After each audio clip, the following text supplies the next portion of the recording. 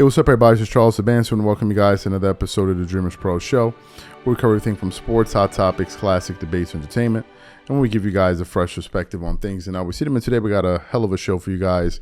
But before we get into it, please make sure you like the video and subscribe to the channel. Be sure to hit all notifications to be notified the second we publish our content. So, yesterday, as you guys know, there was a pretty big game in the NBA playoffs between the Lakers and the Denver Nuggets, and the Lakers ultimately got eliminated by another game winner, by Jamal Murray, damn near having two game winners in one series, which is incredible, right? Which is incredible.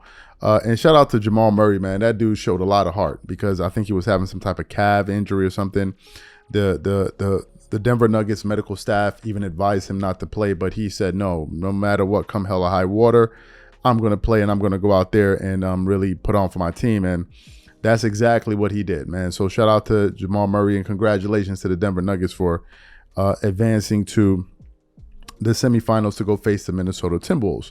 So after that, we're kind of dealing with the aftermath of what took place there in that series. Now, that series, I originally picked it to go 5 games. I thought that the Nuggets would win both of the games at home, which they did. And I thought that the Lakers would win game 3. Instead, the Nuggets won game 3 and the Lakers won game 4. I thought it would be the opposite. Lakers win 3, Nuggets win 4, and then close them out in 5. But essentially, they ended up closing them out in 5 games in that series and had left a lot of people like Nick Wright and all of these guys to basically eat their words. And I'm going to be interested to see what they have to say today. But in the aftermath of this loss, it now brings up the conversation of what is the Lakers offseason going to look like? And some people have been saying, oh, did you see LeBron walked off the court? He didn't shake hands. I don't really care. I wasn't paying attention to it. I don't care, to be quite honest with you. That's whatever. But they're talking about the aftermath of it. And one of the people that a lot of the criticism has been aimed towards over the past few weeks has been the Lakers head coach, Darvin Ham. A lot of people felt like as if he's made certain mistakes, key mistakes here and there. And some people are asking that, the Lakers fire him and get a new head coach. So this morning, I came across an article. I saw it on my phone, but I came across an article from Bleacher Report, which essentially says Lakers rumor head coach Darvin Ham expected to be fired after NBA playoff loss to the Nuggets. And this was published by Adam Wells on April 30th. But before we even get into this article, this video is brought to you by sponsor PrizePicks, which is the largest daily fantasy sports platform in North America. PrizePicks is really simple. Instead of just selecting a team, you just select 2 or more players, pick more or less their projected stats, and then you place your entry. For example, this week, I'm selecting 2 entries. Stephen Curry for more than 25 points, and then I got Anthony Davis for more than 2 blocks, and Damian Lillard for more than 4 3-pointers made. PrizePicks is also the only daily sports platform with an injury insurance policy. So for example, if you have a player who gets injured in the first half and doesn't return to the second half, that player gets automatically rebooted. What I also love about PrizePicks is that it offers weekly promotions like Taco Tuesdays. Each Tuesday, PrizePicks discounts select player projections up to 25% to provide even more value. So go to prizepicks.com/CLNS and use code CLNS for a first deposit match of up to $100. That's go to prizepicks.com/CLNS, use code CLNS for a first deposit match of up to $100. And remember, whenever you support this sponsor, you're supporting this channel. Thank you. So let me read what the article had to say here. It said the future of Darvin Ham as the head coach of the Los Angeles Lakers doesn't look good in the wake of the team's first-round playoff loss to the Denver Nuggets on Monday night. Per The Athletic Shams Charania, Ham is considered highly unlikely to return next season after another unflattering postseason defeat to the Nuggets.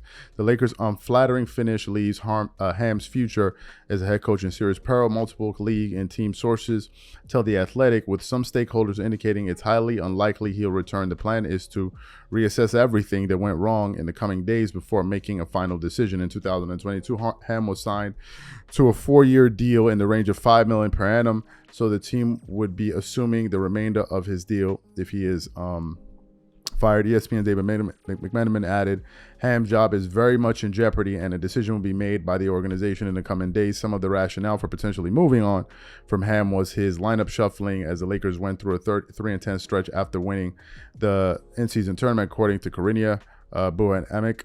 During the 13-game skid, the Lakers used 6 starting lineups, including 2 variations of all-wing lineup: James Davis, Taurean Prince, Vanderbilt, and either Cam Reddish or Hachimura for 5 games. A decision to bench both Reeves and Russell, the team's consensus 3rd and 4th best players, did not sit well with many within the organization and the locker room, according to the team. League sources, Ham's rotations choices were set to be sometimes so apparent that even opposing players would be made aware of it while sharing the court with the Lakers, because he was being openly criticized for allowing subpar shooters to take wide open threes that were slow to adjust once a poor shooter was in rhythm. And an article then goes on to say a few other things as to why, you know, they feel he's going to be let go. So we also want to quickly play what I believe it was Jay Williams, what he had to say this morning on Get Up on ESPN in terms of his thoughts about this. I think it was Jay Williams. So I want to play a little bit of what he had to say here, and then I'm going to come back and continue on the show. Take a listen to that there. And Dave McMenamin, our Lakers reporter, did report last night after the game that I think the term he used was that his job was in jeopardy. That I think was the way Dave phrased it from league sources, and we'll see where it goes. How close, Monica? That's really the question. I believe the Nuggets are the best team. I think they're going to win the championship again. We'll wait and see. The Lakers, it felt like, were this close. I mean, Cindy, we can put the graphic back up there again. They had leads in every game. They led at halftime in every game. They led for 165 minutes in the series. They blew leads of 12, 20, 12, and 9. So that suggests that they were pretty close. Monica, how close do you think this team could be, with a move here or a move there, to being a legitimate title contender next year? So, as we look at numbers like that, I am hesitant to go Lakers or credit to the Denver Nuggets, right? Like, obviously, the Denver Nuggets are the reigning champions. That is a very, very, very good basketball team. And I'm inclined to agree with you, Greeny. Anybody else, much more competitive series. But when I look at it, and Jay and I were talking about this in the green room, in terms of them being close, they're close is consistency from Russell and Reeves. Close is healthy Vanderbilt. Close might be healthy Gabe Vincent. So you heard everything. Here are my thoughts on this. Listen, it's the NBA. There's always going to need to be someone there's going to be scapegoated, and usually is the coach. And then some players are going to be, let go of. I just saw a clip before we even started shooting of Taurean Prince with, I think, Jared Vanderbilt, and Taurean Prince started laughing. He's like, oh, maybe I shouldn't be laughing at the post-game interview. I don't know what's going on over there. Listen, if they do, in fact, decide to get rid of Darvin Ham, and by the way, I just saw Stephen A. Smith and Shannon Sharp essentially say that they are against the Lakers getting rid of Darvin Ham, that would mean that LeBron James would have had 4 coaches in 6 seasons. That's crazy. It would have been Luke Walton, Frank Vogel, Darvin Ham, and I forgot the last person. 3 or 4 coaches in the past 6 years. That is insanity. That is absolute insanity. But, this is what's going on with the Lakers these days. That's just crazy.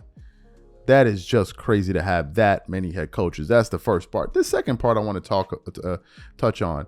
We need to focus a little bit more on the Lakers as an organization. Jeannie Buss, ever since Jeannie Buss took over the team, the Lakers have won 1 championship, which some people have an asterisk around it, but it's just been one blunder after the next. They had Mike Brown. I mean, it's just been bad decision after bad decision after bad decision. And ultimately, these people are the ones that are hiring these coaches. Ultimately, right? So it seems like an organization, they seem to be confused at some level if they keep shuffling through coaches. You keep getting one coach after the other. Clearly, they don't respect the coach. You saw the way LeBron just basically barked at his entire coaching staff and all of that on the bench on live television, which was a bit surprising. They have absolutely zero respect for Darvin Ham, and he's going to be the fall guy. But this just seems to be business as usual over there. But they need to start looking internally, because the Lakers are the ones hiring these coaches. The Lakers are the one. It's not the players. The players are not hiring them. They may encourage you to sign a particular coach, even though I think Darvin Ham is a clutch client, so some people say LeBron had a hand in that. But regardless of that, is the Lakers are the ones that are making the final decision. So the Lakers need to look inwards. They really need to look inwards and stop trying to pass blame onto other people. You're gonna blame the coach. It's you. You're the one that hired him. So these are my thoughts. What I want to know from you guys: what do you think about the stat I just shared with you guys? What do you think about this report? And ultimately, do you think that the Lakers should move on from Darvin Ham? I even saw an article this morning saying that Jeannie Buss is not looking to spend big dollars on a big name coach. Whatever you guys think, leave your thoughts in the comments when we catch you on the next show. Peace.